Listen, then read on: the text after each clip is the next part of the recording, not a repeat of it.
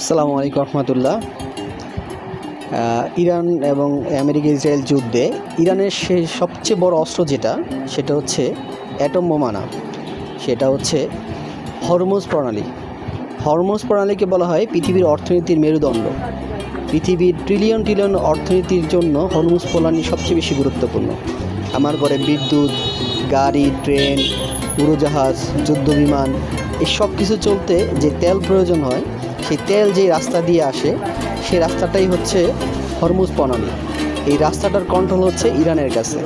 এই হরমুজ প্রণালীর নিচে উপরে পুরোপুরি কন্ট্রোল বা নিয়ন্ত্রণ হচ্ছে ইরানের কাছে।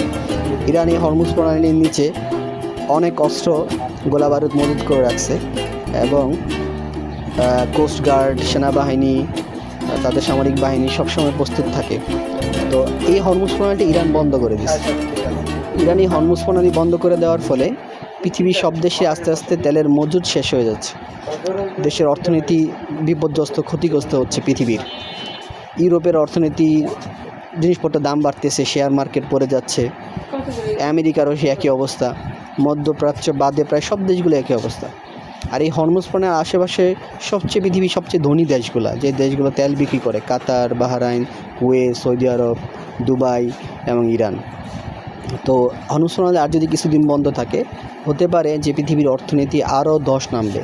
তখন আমেরিকা এই কাজটা করতে পারে যে পৃথিবীর অর্থনীতি বাঁচানোর জন্য ইরানে আরও পুরোদমে আক্রমণ চালাতে পারে। তো ইরান এই আক্রমণ মোকাবেলার জন্য কতটুকু প্রস্তুত, কমেন্টস করে আমাকে জানাবেন। আর আমার চ্যানেলটা সাবস্ক্রাইব করবেন। ইরান ইসরায়েল যুদ্ধের আরও কিছু গুরুত্বপূর্ণ তথ্য জানতে আমাদের পাশে থাকবেন। আসসালামু আলাইকুম রহমতুল্লাহ।